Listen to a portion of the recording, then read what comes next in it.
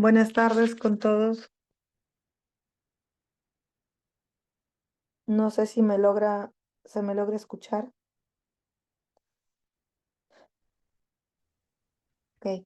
Buenas tardes con todos. Les saluda la doctora Iris Puente. El día de hoy vamos a tratar acerca del edema agudo de pulmón asociado a la altitud. Quien va a dar la charla es la doctora Iris Puente, mi persona. Soy médico especialista en neumología.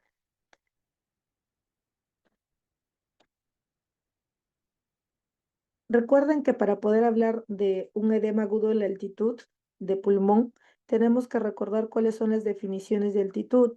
Se considera que hablamos de una baja altitud si estamos por debajo de 1500 metros sobre el nivel del mar, una altitud alta entre 1500 a 3500 metros sobre el nivel del mar, muy alta entre 3500 a 5500 y altitud extrema por encima de los 5500.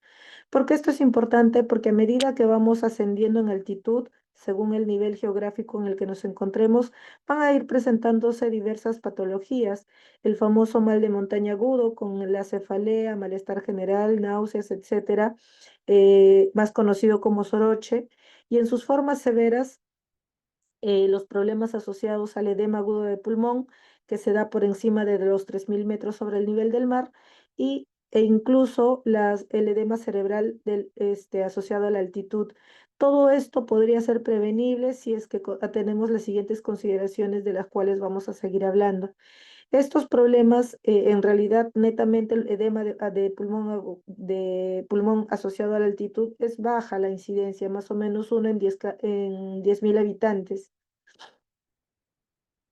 Ahora, debemos recordar también que la composición del aire en el medio ambiente va a tener diferentes componentes de gases, entre la que más va a predominar es el nitrógeno con un 78,09%, seguida del oxígeno con 20,93% y luego otros gases como el argón, dióxido de carbono, entre otros.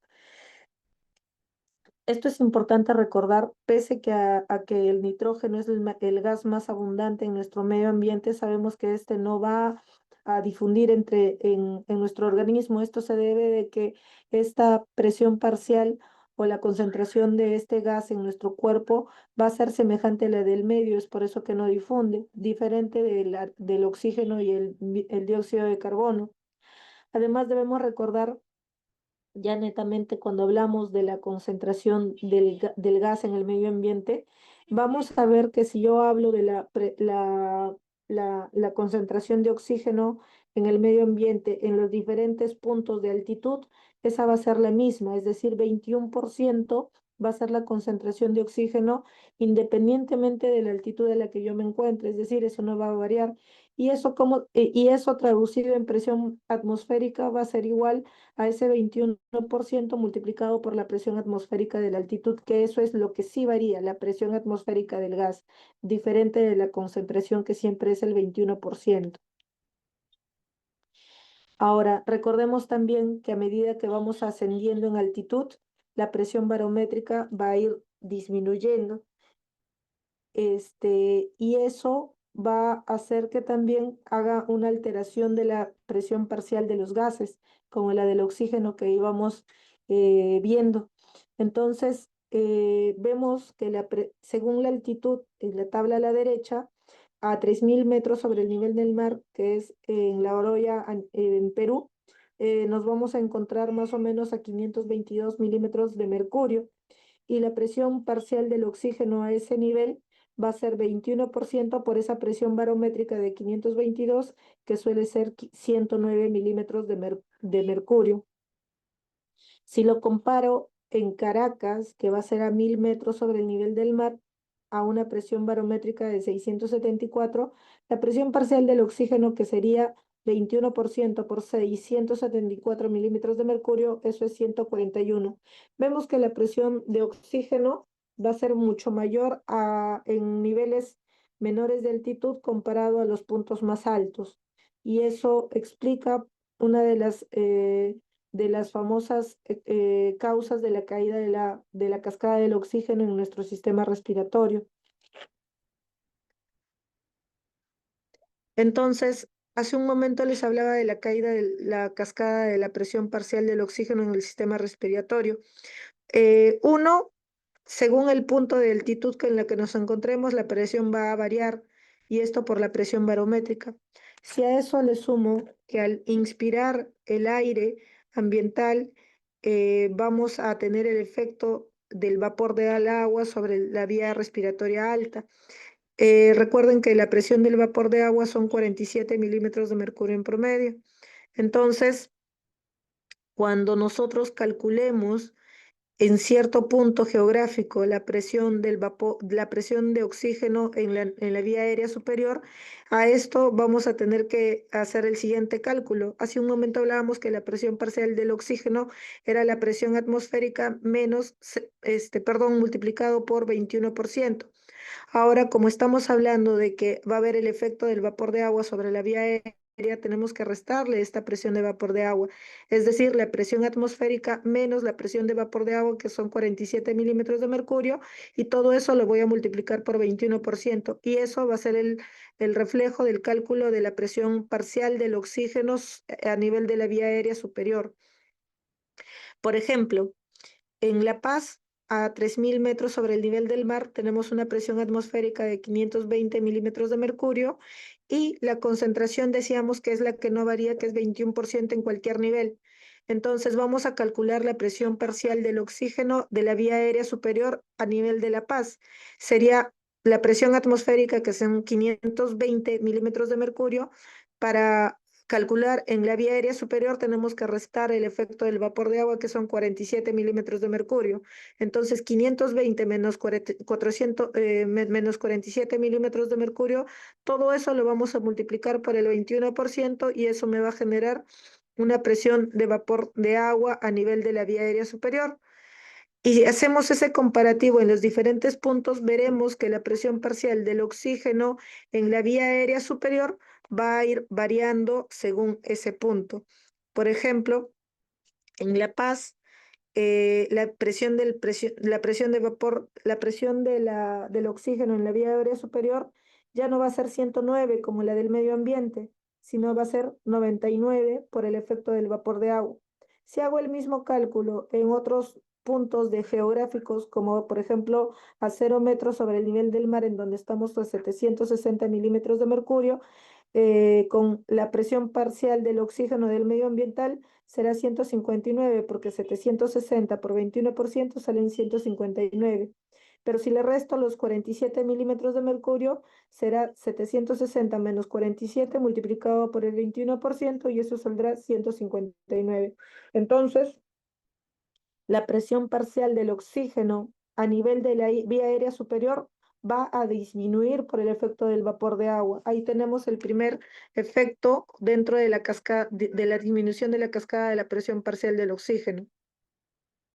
Pero no solo el efecto del vapor de agua tenemos sobre la vía aérea superior para que caiga la presión parcial del oxígeno al final, sino que vamos a tener un segundo efecto, que es el efecto del CO2. Se dice que el CO2 va a ocupar un volumen más o menos de 5,8% a nivel alveolar. Este volumen va a tener un impacto sobre el volumen total del oxígeno.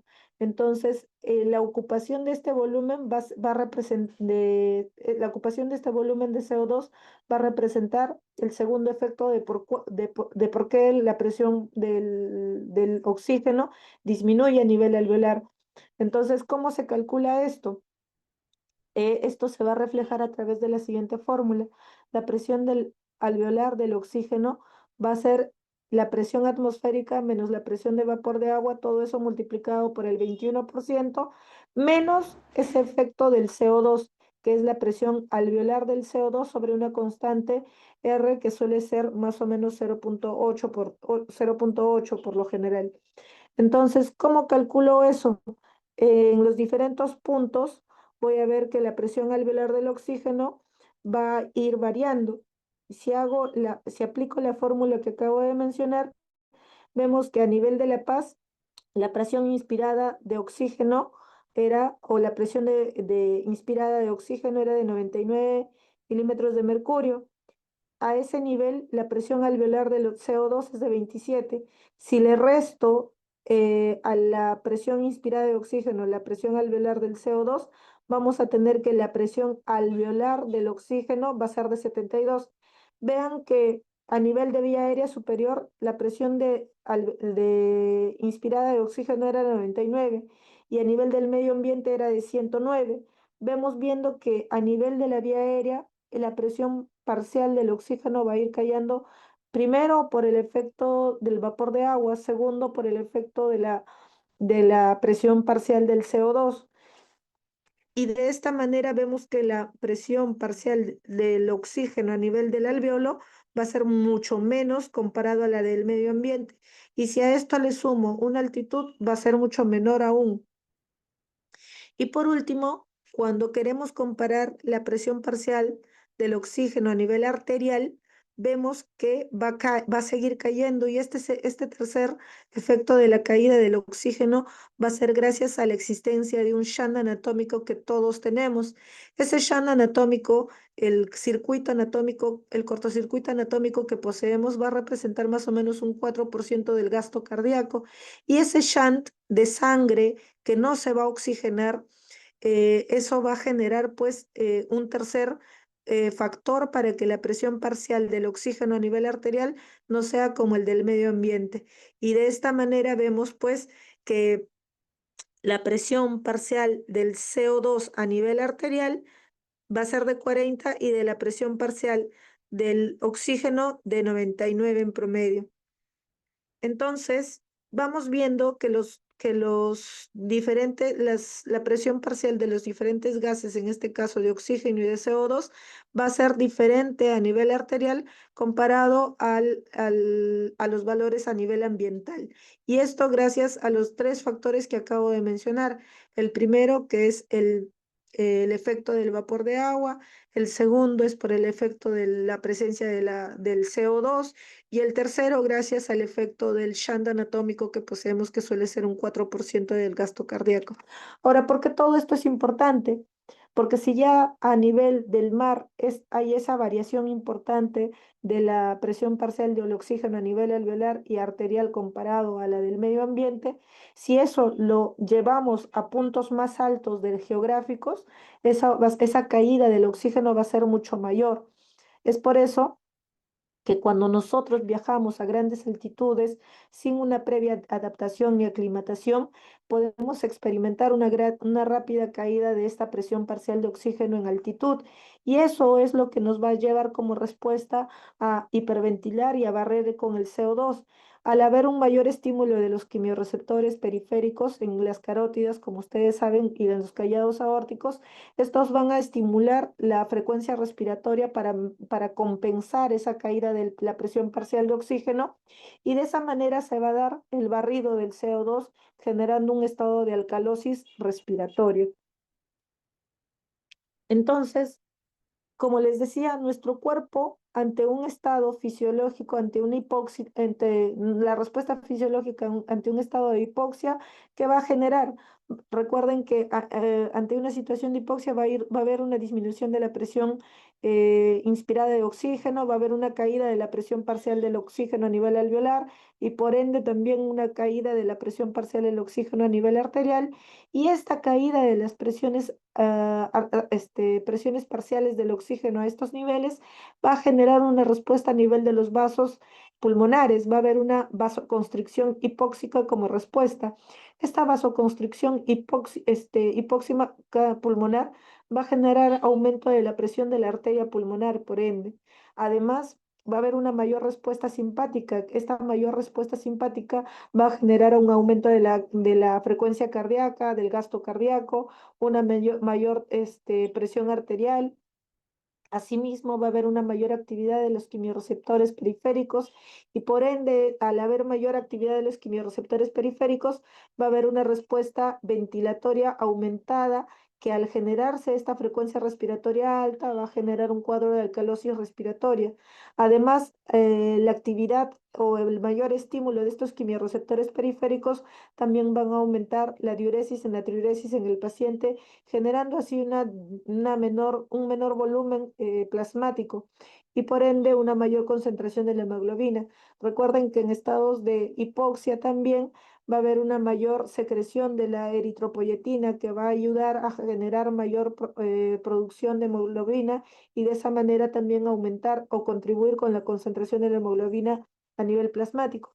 Y por último, va a haber una mayor actividad del factor de crecimiento de vasos y esto va a estimular la angiogénesis y la mayor permeabilidad vascular. Entonces les decía que cuando nosotros ascendemos a grandes altitudes, vamos a atravesar nuestro cuerpo por diferentes fases, por un periodo de acomodación en los primeros minutos, la aclimatación en los siguientes días y la adaptación en semanas. Es importante recordar esto porque en los minutos en los que nosotros vamos ascendiendo, nuestro cuerpo empieza a tratar de compensar esa hipoxia, aumentando la frecuencia cardíaca y la ventilación, y definitivamente empieza a aumentar la presión de la arteria pulmonar. Si esto persiste con un ascenso importante, esto va siendo aún mucho más marcado, generando los síntomas del mal de montaña agudo.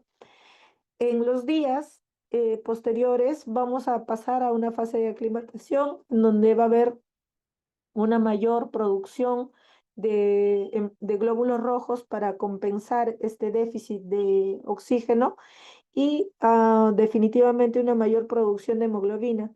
Y por último, ya a las semanas debemos ver las respuestas crónicas de compensación con una mayor concentración de hemoglobina, la presión de la arteria pulmonar se torna más alta y la ventilación pues se tiende a regularizar. Vemos que la frecuencia cardíaca y la frecuencia cardíaca se tiende a normalizar en los días.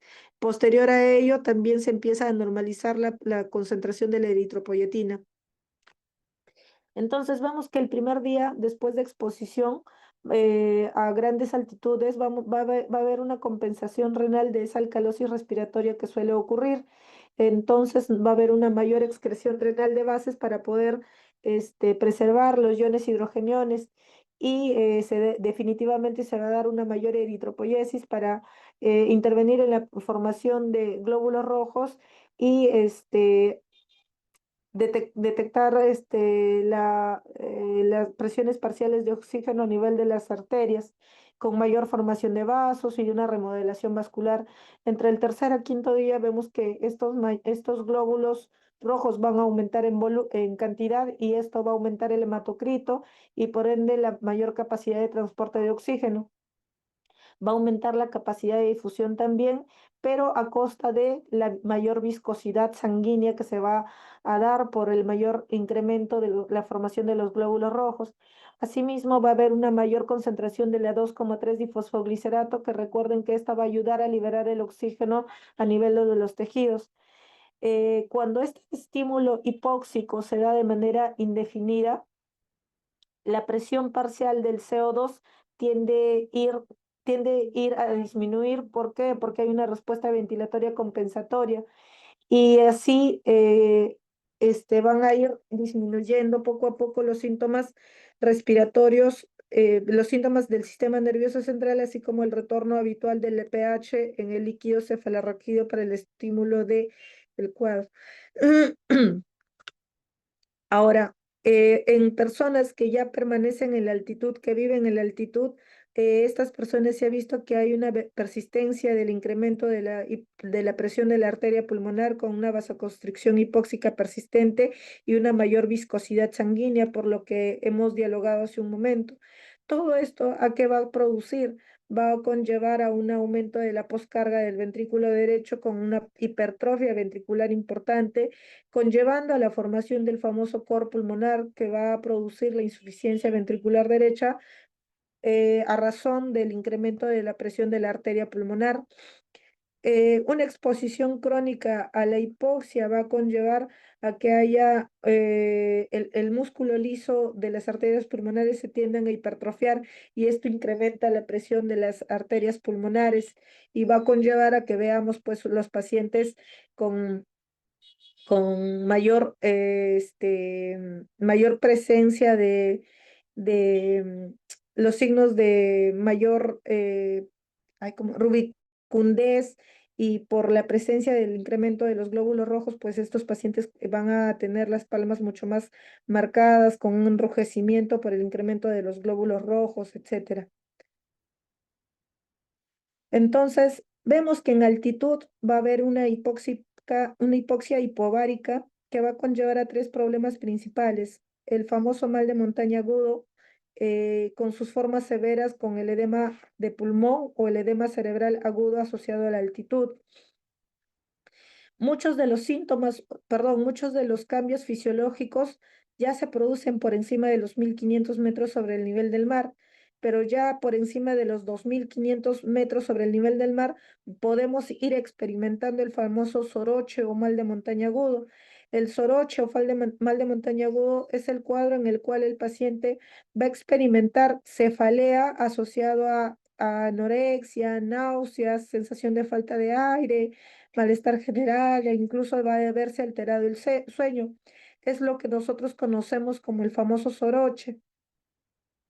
Esto se suele producir por encima de los 2500 metros sobre el nivel del mar y se puede producir en aquellas personas que no han sido aclimatizadas. ¿En quiénes voy a ver más marcado este cuadro y quiénes son más propensos a tener estos cuadros de soroche?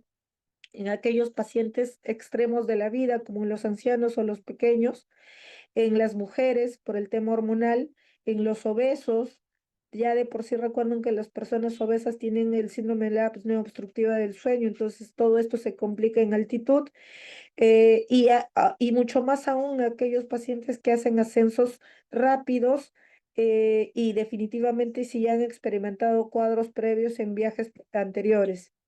Ahora, si a estos síntomas del soroche le agrego la tos seca de esfuerzo en el inicio, presencia de crépitos, presencia de cianosis, tos con flema rosada, pospumosa y la pérdida de la resistencia a la actividad, podemos pensar el cuadro de el edema agudo de pulmón asociado a la altitud. Esto realmente se produce por encima de los 2 días después de exposición a 3000 metros sobre el nivel del mar. Este cuadro incluso puede ser confundido con una neumonía porque en algunas situaciones puede incluso presentarse con fiebre y en esas condiciones muchas veces lo confundimos con neumonía y vemos que lo manejamos como un cuadro neumónico y vemos que el paciente no va mejorando. Tenemos que tener una alta sospecha si tenemos el antecedente de que el paciente ha hecho un ascenso rápido por encima de los 3000 metros y a los 2 días de haber sido expuesto a esta altitud empieza a presentar, además de la cefalea, síntomas de los que acabo de mencionar. Entonces, recuerden que el edema en la altitud no solo vamos a ver el mal de montaña agudos o el famoso soroche, sino que podemos evidenciar cuadros de edema asociado a la altitud a nivel cerebral y a nivel pulmonar. Cuando sospecho de un edema agudo de pulmón asociado a la altitud en aquel paciente que además de los síntomas del soroche o del mal de montaña agudo, empiezan a presentar disnea, crépitos, ortopnea, presentan cianosis, tos con flema asalmonada o rosada, puede haber taquipnia, puede haber fiebre, puede haber edema o crépitos propios del edema, entre otros. Siempre hacer la disquisición entre situaciones de infección u otros y no pasar por alto este potencial diagnóstico. El riesgo va a aumentar a medida que voy haciendo ascensos rápidos a grandes altitudes. Se dice que la incidencia más o menos rodea del 0,2% si ascendemos a por encima de 4500 metros en 4 días y aumenta hasta en un 6% si el ascenso a este nivel es en 1 a 2 días y la incidencia puede ser de 2% si ascendemos a 1500 metros en 7 días o hasta en un 15% si se asciende a 5.000 metros, a 5.500 metros, si ya se hace en menor tiempo, es decir, en 1 o 2 días. Entonces, hay más riesgo definitivamente si antes ya he presentado un cuadro como este y más o menos la recurrencia rodea el 60% de aquellos quienes han ascendido por encima de los 4.500 metros sobre el nivel del mar en 2 días. La mortalidad puede llegar al 50% en las personas en quienes no se identifica este cuadro. Les mencionaba que muchas veces lo confundimos como un cuadro de neumonía por la presencia de fiebre que pudiese existir. Y este es un edema de pulmón no cardiogénico, que se da en respuesta netamente por la vasoconstricción pulmonar hipóxica exagerada que se da, y esto va a generar pues una fuga capilar alveolar hemorrágica como asociada a una respuesta inflamatoria marcada. Recuerden que a grandes altitudes no solo vamos a tener la disminución de la cascada del oxígeno que acabamos de mencionar, sino que también a grandes altitudes va a haber una menor humedad, una mayor deshidratación por la exposición a rayos ultravioletas que incluso pueden estar asociados a queratitis, y recuerden que la temperatura va a ir cayendo también asociado a cuadros de hipotermia. Entonces, los factores de riesgo que vamos a tener para presentar el edema de pulmón asociado a la altitud va a depender de los riesgos.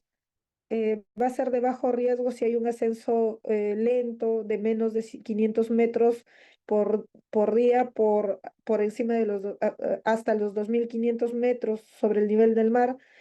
Situaciones en donde no haya tenido historia previa de este evento, o eventos como el mal de montaña asociado a la altitud, o el edema de cerebro asociado a la altitud. Definitivamente el riesgo va a ser mucho mayor si yo hago un ascenso rápido por encima de los 500 metros por día, por encima con altitudes finales de por encima de 4.000 metros sobre el nivel del mar, o si ya tuve eventos previos semejantes a esta que me haga recordar la recurrencia de hasta un 60%. El tratamiento, ¿qué tratamiento debemos usar en los pacientes en los que hemos identificado un mal de montaña agudo? Definitivamente, entre todas las medidas que podamos optar, el descenso lo más pronto posible en estos pacientes identificados es lo que les va a salvar la vida. Mientras vamos haciendo el descenso, vamos a ir administrando oxígeno complementario, y si tuviéramos una cámara hiperbárica que se pueda usar durante el descenso, pues sería lo más ideal. En términos de drogas, a la par del suplemento del oxígeno y de la cámara hiperbárica, podríamos usar nifedipino como medida medicamentosa de 60 hasta 80 de 60 a 80 miligramos, y nifedipino de acción de liberación prolongada. Esto podemos repetirla en varias dosis hasta que lleguemos al punto de menor altitud, y pudiésemos usar otras opciones como los beta-2 agonistas, ya con de menor nivel de evidencia. Incluso en algunas literaturas te hablan de los diuréticos y el uso de la dexametasona.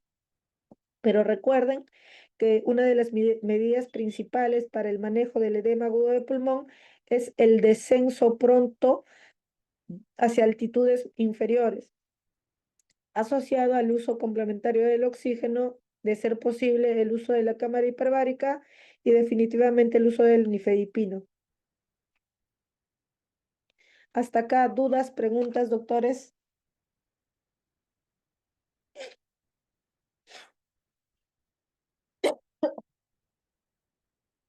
¿Alguna duda, pregunta, doctores?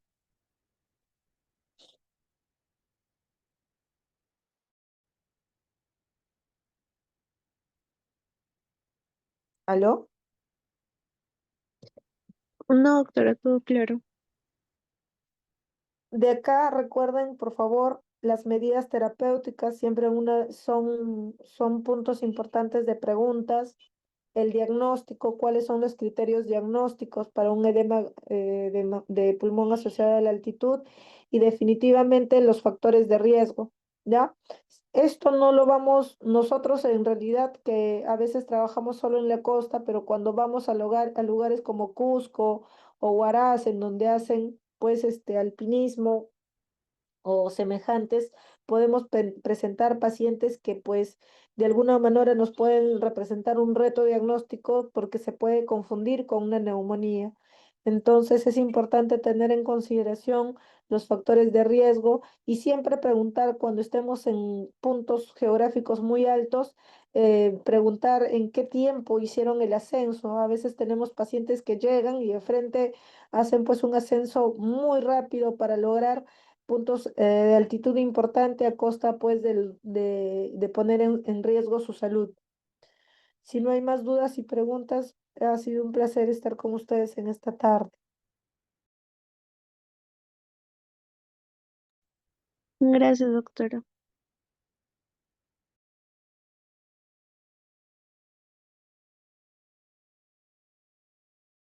Muchas gracias, doctora.